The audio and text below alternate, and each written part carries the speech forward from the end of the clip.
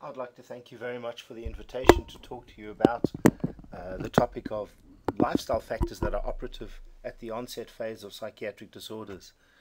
I'd particularly like to thank the Marion LeBoyer and FondaMental for the kind invitation to talk to discuss some of our recent work and the context of the developing field of the onset phase as well as the prevention of psychiatric disorders. Let me start by quoting from one of my favorite journals, The Economist, which ran an article on the percentage of people across the world that are very happy. What you can see is 22% of people rate themselves as very happy, but there's a huge range, with people in Indonesia and India with more than almost half of the population regarding themselves as happy, and other countries where a very small percentage of people rate themselves as happy. Not only that, you can see that this is changing, not only globally, but there are big changes across countries. So some countries like Argentina, Australia, Mexico are becoming happier, and some countries, for example Russia and Brazil, are becoming less happy. The point I want to make about this slide is that happiness at a population level is plastic and constantly changing. In terms of depression, I want to just highlight one very important fact, and that is the onset phase of psychiatric disorders are all in young people. So if one looks at anxiety disorders in the red line, it's largely in prepubertal children. If we look at behavior disorders, again, the onset is in prepubertal children, but growing gradually. And in mood and substance abuse disorders, it's largely in the teenage years. So if this is the onset phase, this is the period where the plastic factors are most likely to be operative. In this context, there's a number of studies showing that over the past few decades, the prevalence of psychiatric disorders may well be increasing at a population-wide level. This is a study by Jean Twenge, who used the same instrument, the MMPI, in first-year college students and was able to clearly illustrate that both scores of depression and hypomania had been climbing up over the past few decades. The same has been shown in Asian countries. So this is a publication published in The Lancet last year, showing that whether you're looking at common mental disorders in men and women, the divorce rates and suicide rates, they have climbed over the past 2 years. So if this is true, this asks the question, what is driving this change in epidemiology? Another point I want to make before we move on to understanding why this is happening is a paper by Gavin Andrews, which looked at the avertable years lived with disability. Essentially, what Gavin Andrews said, if you take, for example, any mood disorder, that with current treatment we can avert 15% of the disability. With evidence-based mental health, we can avert 23%. But the maximum possible we can avert is only 35%. In other words, once these disorders have established themselves, it's very hard to eliminate the disease-related burden. So let me talk about some of the contributors to happiness, mental illness, and health at a population level. And I'll start with the economy. So again, I'm going to start with survey data, which looks at the relationship between money and happiness in the United States. And you can see over the past half a century, Americans have got very much richer, but there's a subtle decline in their level of happiness. This does not seem to be the path to happiness. But that doesn't stop people believing that it is. So if you ask college students what they want in life, here you can see that over the past 50 years, college students are wanting money in the green much more than they're looking for meaning in life. And this has been paralleled by a concomitant rise in narcissism with all its sequelae. And many people really do regard narcissism as the disorder of our age. I believe that this is a under-researched and under-recognized contributor towards unhappiness because it's so much part of the current zeitgeist. But it's not just the economy that matters. What seems to matter more than absolute numbers is relative numbers. It doesn't matter that you're driving an old car. It only matters if your next door neighbor is driving a brand new shiny one. And there are a number of studies that have looked at both the lifetime risk of mood disorders, and you can see here that the primary driver here is what the economists call the Gini coefficient. So this is a coefficient of economic inequality. So the higher your Gini coefficient, the more unequal a society is, and the lower it is, the more equal it is. And there's a very clear and replicated evidence base that societies that have the most income inequality tend to be the most unhappy.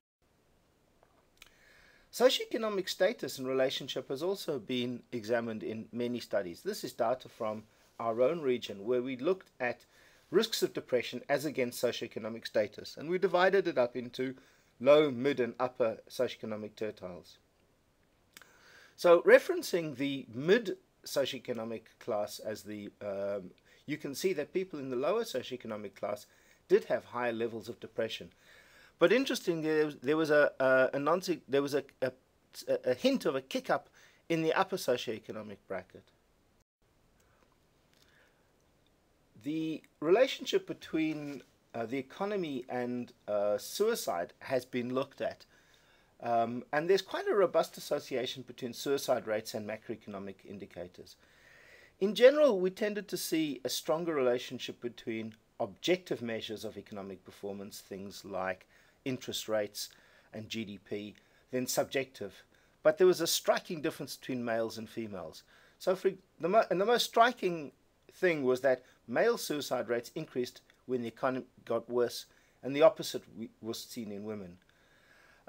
This was quite surprising to us, and we speculated, although we were unable to prove, that at times of economic hardship, society tends to be more cohesive, and that's good for women. But at times of economic hardship, males tend to suffer because of their ownership of the role of breadwinner.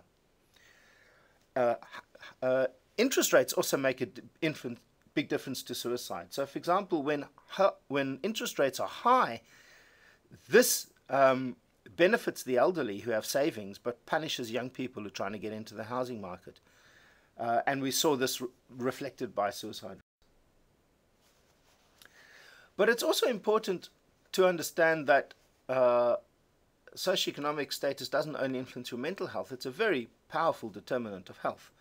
And you can see that mortality rates across all causes is linearly related to social class. So individuals with the highest social classes have the lowest mortality rates. So let me move on to talking a little bit more about lifestyle factors in particular. And I'm going to start, for no good reason, with vitamin D. There's now replicated evidence of very high rates of vitamin D insufficiency in not only across the community but in psychiatric cohorts.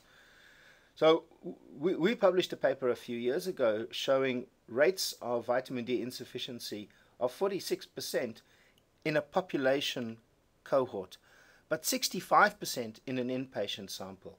So these are vitamin D insufficiency is the norm rather than the exception. Of course, this doesn't prove cause and effect, and other studies are required to do this, and I'll show you some later. So this is one of those studies which looked prospectively at the likelihood of depression according to vitamin D status. And here you can see, just focusing on the top line, that for people who were deficient in vitamin D, there was an odds ratio of 2 for developing a current depressive episode. This wasn't evident in those who were merely insufficient. This was strongest in people who had the lowest levels of vitamin D. This is another study that showed the same thing, looking at the association between vitamin D3 and depressive symptoms in childhood. And again, you can see this linear relationship between those people who have the lowest levels of vitamin D having the highest risks of developing de novo depression. And the same seems to hold true for schizophrenia. This is a very important paper by John McGrath. What he did was he took heel prick blood samples in Scandinavia, developed a technique for measuring vitamin D, and then looked to see who went on to develop schizophrenia. And you can see that babies born with the lowest percentiles of vitamin D had the highest risks of developing schizophrenia. But interestingly, there was a hint of a kick-up in people at the highest levels of vitamin D. And I think this is a physiological point that is often missed in talking particularly about supplementation. The idea that if a little bit of something is good, more has to be better. Well, that's really not true of anything that one needs, including water. Vitamin D3 is a risk factor not only for psychiatric illnesses, but is well established as a risk factor for a whole range of medical disorders like cardiovascular disease and cancer. But there's data that it's also related to incident obesity. And I'll talk a little bit more about the relationship between obesity, diet, and mental health in the succeeding.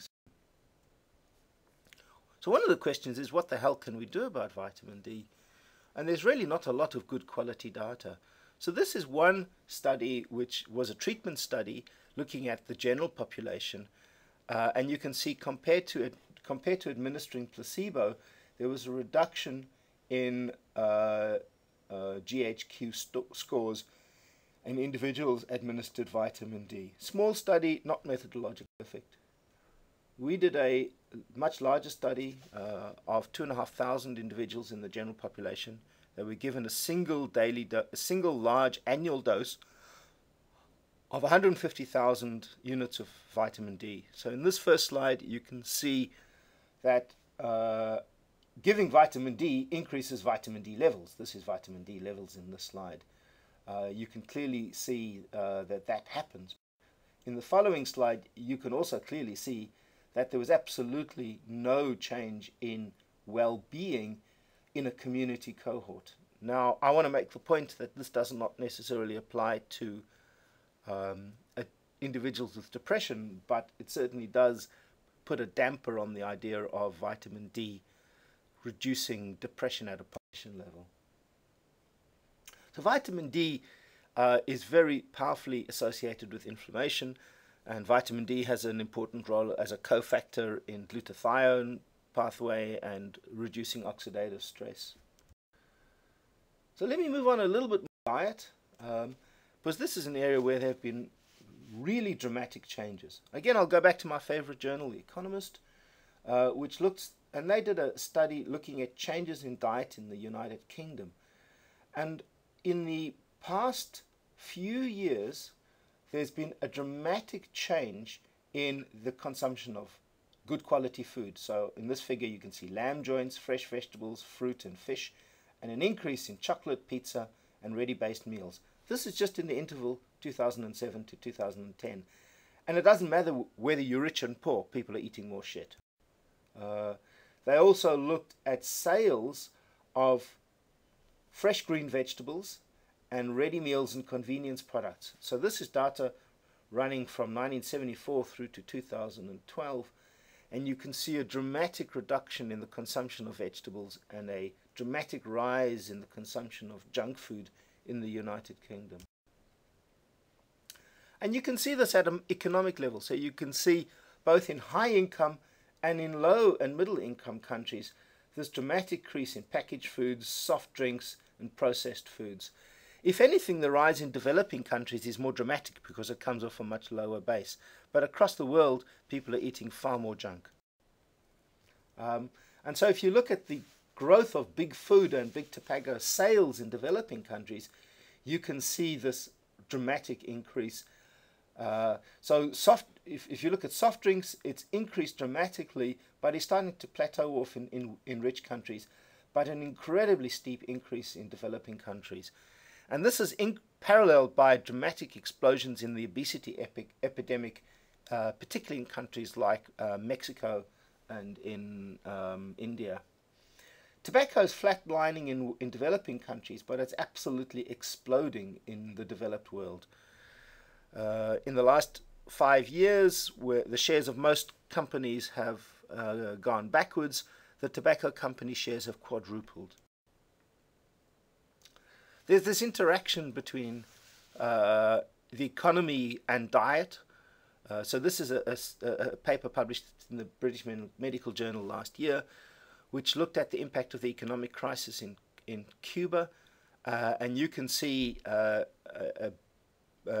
change in dietary intake at the time of the economic crisis, and a change in the percentage of physically active individuals, and in the aftermath of this, you can see an upkick in both obesity and diabetes prevalence in Cuba. We've known for a long time that there's this dramatic increase in obesity over the past 20 years, particularly in young people. But the relationship between changes in diet and changes in mental health has only recently begun to be studied. And perhaps the first really high-quality study was this by Felice Jacka, published in the American Journal of Psychiatry, which looked at the association between Western and traditional diets, and showing a link to mood disorders. And Felice Jacka also looked at the same in bipolar disorder. And let me show you the data in the next slide. Essentially what you can see, that those people who consumed a Western dietary pattern had a higher odds ratio of major depression and dysthymia. There was no significant influence in anxiety. And those people who had a traditional dietary pattern, eating things like vegetable, fruit, beef, lamb, whole grains and fish, had a reduced odds ratio of major depression, bipolar disorder and anxiety disorders. Now, these data have now been extensively replicated. So this is a data in a study called the Healthy Neighborhood Study, which took place in Victoria in Australia. And they used an outcome measure of the short mood and feelings questionnaire, large study of almost 7,000 adolescents. And you can see this really dramatic relationship that those people in the top right-hand figure who had the highest, who had the lowest amounts of healthy diet had the highest scores on the short mood and feeling questionnaire. And in the bottom figure, you can see that those people who had the highest intakes of unhealthy foods had the highest intakes, had the highest scores on the same questionnaire. Just to the eyeball, the other important point I want to make is that the extent of this effect seems more dramatic in young people than it is in adults, which makes sense because, as I mentioned right at the very beginning, this is the onset phase of psychiatric disorders. So there's now been enough data that people have started to do meta-analyses. And for example, there's a meta-analysis looking at association between the Mediterranean diet and risk for depression. And you can clearly see on overall in the bottom that people who consumed the Mediterranean diet had a lower risk of developing depression. I want to make a point that I don't believe there's anything magical about the Mediterranean diet. The same holds true of a healthy Norwegian or a healthy Japanese diet.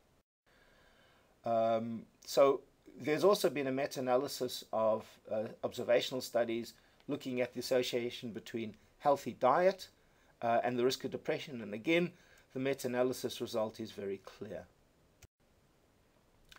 And equally, when we look at the observational studies looking at the association between junk food, Western foods, and the risk for depression, again, you can see the trend showing an increased risk. What's also now increasingly begun to be understood is that depression is a risk factor for obesity, and in a bidirectional manner, obesity is a risk factor for depression. Lastly, finishing off the section on diet, I want to make the point that one cannot convert junk food into health food by taking vitamin supplements. There are nutrients that one needs, but junk food contains vast amounts of fats, salt, sugar that are actively toxic to the brain, and there's a large body of data on this topic, which time does not permit me to. So let me move on to physical activity. And there are a number of population studies that have shown this very strong and clear link between physical activity and depression. So some of these studies are now very old. This is a study showing that people in 1965 who were physically active had a much lower rate of depression in 1974 than people who were physically inactive. And this has been replicated many, many times. So this is similar data from the Australian longitudinal study on women's health.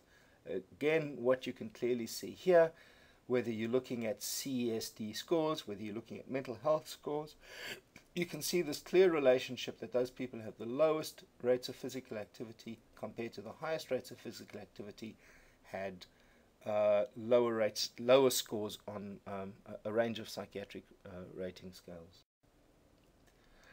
Importantly, physical activity levels in childhood appear to predict adult depression. So even after adjusting for adult physical activity, this remains a statistically significant relationship. So there's something about the early onset phase of this disorder that seems to have special savings. But this holds true across the age spectrum. So there's data that habitual physical activity in the elderly is also associated with mental health. So on the left, you can see controls who do not have depression, and there's no relationship with physical activity. But amongst cases who do have depression, you can see this very clear stepped relationship between physical activity and risk for depression. So that each standard deviation increase score halves your risk of developing depression. But curiously, there's a difference in physical activity and its impact on positive and negative affect. So you can see here that there doesn't appear to be a strong effect on negative affect, but physical activity seems to have a robust impact on positive affect. So the very active people seem to have a much higher scores on positive affect, but not negative, but without showing much change on negative affect. There's been a robust change in community attitudes to cigarette smoking in a way that is quite striking if one goes back and looks at what was normative 50 years ago. We now know that smoking interacts with other risk factors for mental health. So here one can clearly see that people who smoke have an increased odds ratio of being depressed, roughly double, similar to what you see in people who are sedentary. But people who smoke and who are physically active have an odds ratio of just over 2.5 for increased risk of developing depression. Now, this link between major depression and smoking has been well established. So Kendler, 2 decades ago, showed this beautiful dose-dependent relationship between cigarette consumption and the lifetime prevalence of major depression. It's also been shown that this is true across psychiatric illnesses. So if you look at the figure, the extent of smoking is also linked to number of lifetime psychiatric diagnoses. So the more you smoke, the more likely you are to have a host of psychiatric disorders. And as a consequence, rates of smoking are incredibly high amongst people with psychiatric disorders. So we've got rates in the general population of around about 20%, a bit lower in some countries, but higher in others. But if we look at disorders like alcohol and substance abuse, bipolar disorder, over 80% of sufferers will be smokers. Smoking is a risk factor for suicide. This isn't really well understood, but if you look at prospective data, smokers, particularly dependent regular smokers, highlighted on the right of this, have an odds ratio of 7.8 for suicide attempt. Why this may be is the subject of a lot of speculation because smoking has a vast number of neurobiological effects, which again time does not permit me to go through. But very importantly, I want to emphasize the fact that not only is smoking found amongst psychiatric disorders, but smoking is a risk factor for psychiatric disorders. So this is a very important study by Julie Pascoe, who looked at the probability of developing major depression in people who were smokers compared to non-smokers. And you can see that people who were smokers had a much higher probability of going on to develop a de novo depressive episode. I want to stress that in this study, anybody who's previously had depression was not studied. So these were only people who've never before had depression. So it's pretty clear that there's a bidirectional relationship between smoking and mental health. But we now do understand that whether it's for mood or anxiety disorders, smoking is a risk for genesis. Not only that, but smoking seems to worsen treatment outcomes. So this is data in acute mania, and you can see that smokers were more likely to fail and discontinue treatment than non-smokers. And if you look at quality of life or depression prospectively across time in smokers compared to non-smokers, you can see scores of depression at every time point in this 2-year follow-up study being poorer in smokers than non-smokers. Not only that, smoking is associated with suicidality. This is data from Michael Ostacker, but there are other studies that show the same. And this parallels what we're seeing in the depression literature, that smoking is a particular risk factor for suicidality. My own sense is that this is mediated substantially by irritability. I conceptualize smoking as being a lifelong state of drug withdrawal punctuated by very brief intoxications. And this persistent dysphoria and irritability is an important driver of impulsivity and I want to finish off this section by saying that these risk factors that I've been speaking about, smoking, alcohol, poor diet, co-segregate. So this is a series of regression scatter plots, and essentially what you can see, just to take an example, the top left between tobacco and alcohol, essentially that the people who smoke too much tobacco are likely to be the same people who are taking too much alcohol. The people who eat too much junk food are likely to also be smoking too much and eating too much. So all these risk factors tend to co-segregate in the same individuals. And so even though individually these risk factors may not be huge in their magnitude of effect, if you're adding up a whole heap of risk factors, you have a very important effect at an individual level. And I'm going to finish off looking at the risk factors section by looking at some other weird stuff that tickle our fancy. I think sleep is a very important issue, and one of the side effects of the electronic age is people aren't sleeping much at all. So this is USA data looking at the percentage of people sleeping less than 6 hours, and with the internet and the iPhone and iPads and all the rest of it, there's been a dramatic decline in the numbers of hours slept. We know sleep has critical neurobiological properties, particularly around protein synthesis, inflammation, and oxidative stress repair, and I will briefly touch on those when I summarize this lecture. A lovely paper was published a few months ago of a very large population cohort where they showed that insomnia is a significant risk factor for a vast array of illnesses, from depression, anxiety, fibromyalgia, rheumatoid arthritis, osteoporosis, headache, asthma, and myocardial infarction. This shouldn't be a surprise because most common non-communicable disorders, from obesity to depression to osteoporosis, are mediated by very similar environmental factors. There are a number of other adverse health consequences of insomnia. People who tend to sleep less tend to be more likely to report weight change, they're more likely to use stuff to stay awake, and they're more likely to report increased alcohol and alcohol use.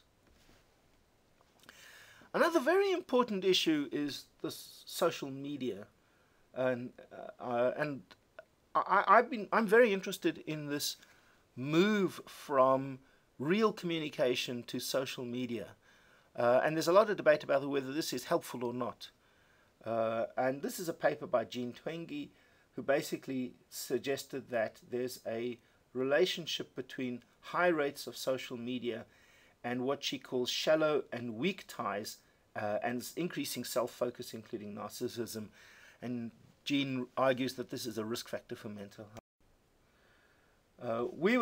We've just completed a study where we got hold of a large array of persistent organic pollutants and heavy metal pollutants, and looked at the relationship between mental health outcomes. The bottom line is that we were surprised, we hypothesized that a whole range of persistent organic pollutants would be related with an increased risk of depression, because many of these have neurobiological properties. And we were surprised that most of these either weren't, or the associations went the other way. The only one that came up positive was cadmium. So higher levels of cadmium were associated with increased rates of depression. Mercury went the other way, and high mercury predicted lower rates of depression. And when we dug a bit deeper, high rates of mercury were associated with increased fish consumption and was protected.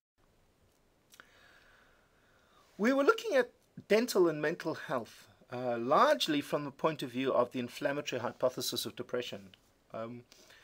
This is now one of the best established hypotheses of depression, but one of the questions is, where's all the inflammation coming from? And we know that poor dental health is a major cause of chronic systemic inflammation. And we found that poor dental health, this is from the Enhane study, was associated with an increased risk of mental health. So the critical question that I want to pose is, when does this risk start?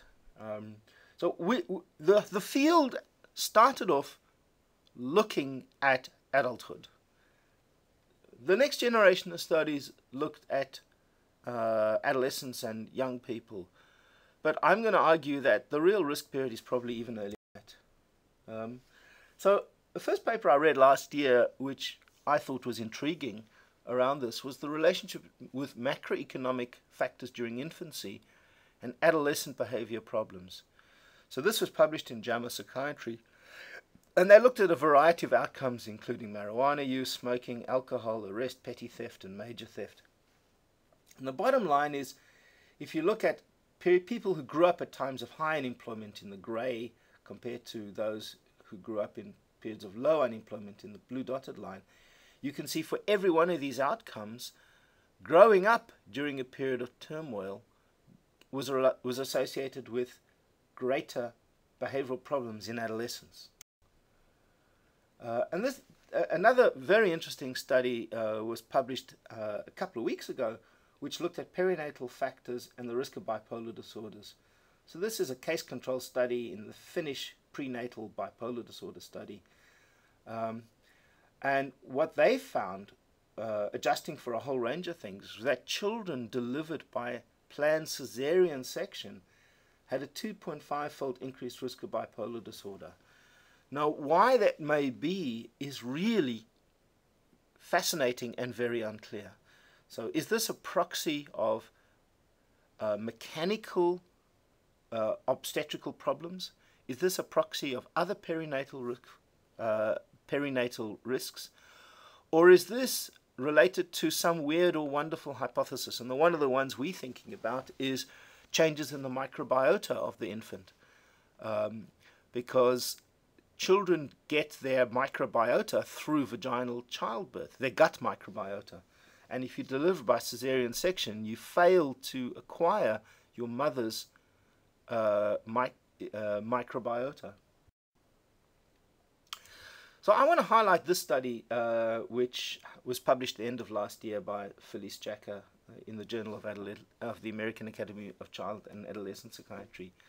She looked at mother's diet quality and early childhood diet quality, and looked at the children's mental health at 18 months, 36 months, and 5 years. This was done in the Norwegian Mother-Baby or MOBA study, which included 23,000 kids, so it's reasonably well powered. And one of the great beauties of the study is that it is possible to adjust for a whole range of potential confounders. And the bottom line of the study was that higher intakes of unhealthy foods during pregnancy was related to an increased risk of externalizing behaviors in kids. And if the kids in their first years of life had more junk food, they had both increased internalizing and externalizing behaviors. But the contrast is that higher intakes of healthy kids during the first years of life were linked to decreased levels of both internalizing and externalizing behaviors in children.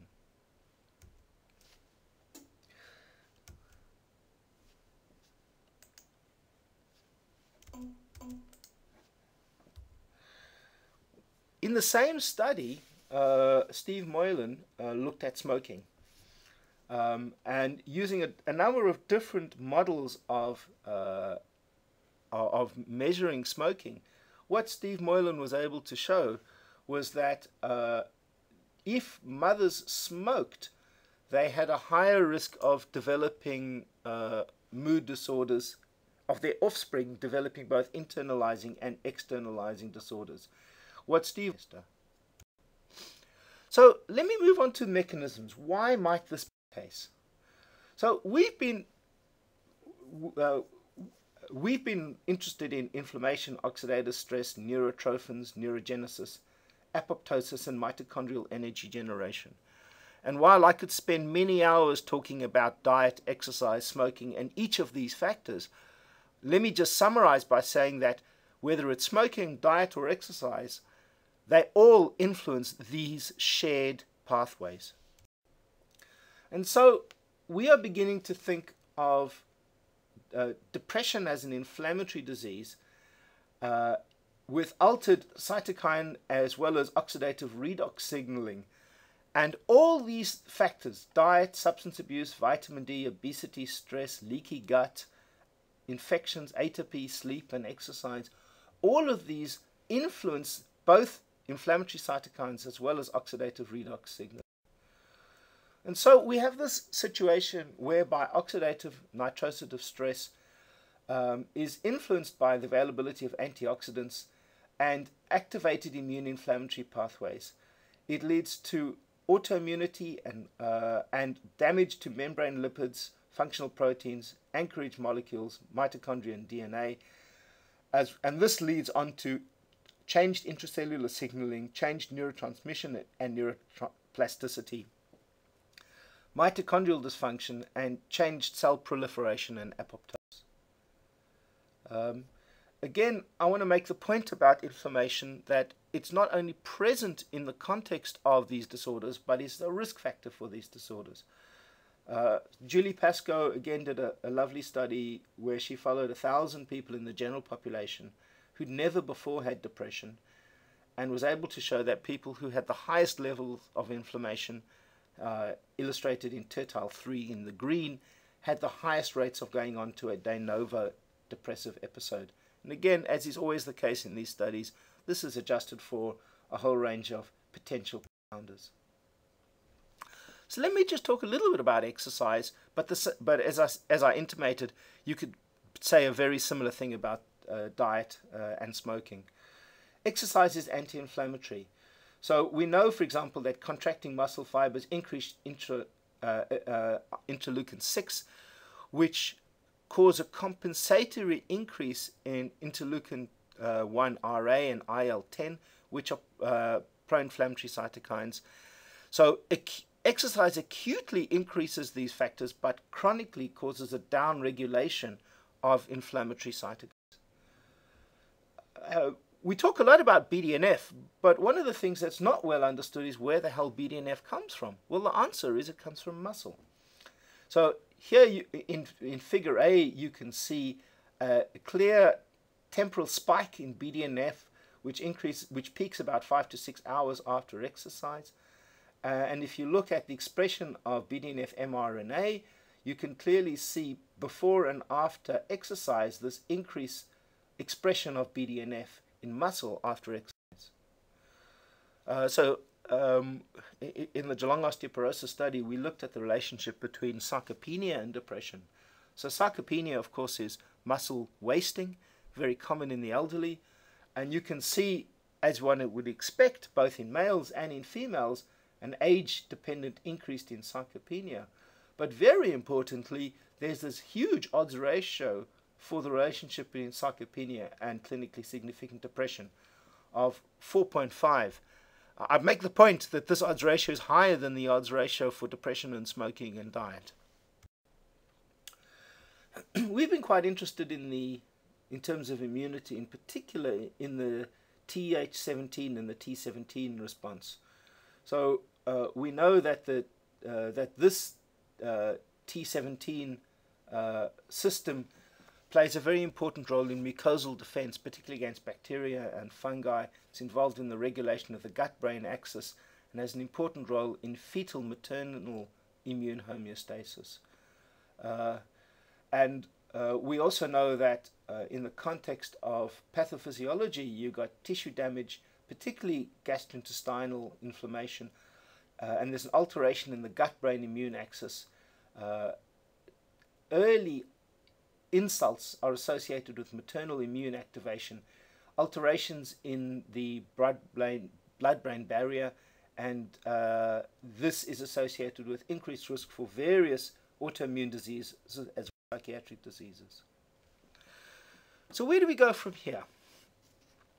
We're increasingly looking at these environmentally mediated potentially plastic factors as a way of coming up with a primary prevention agenda.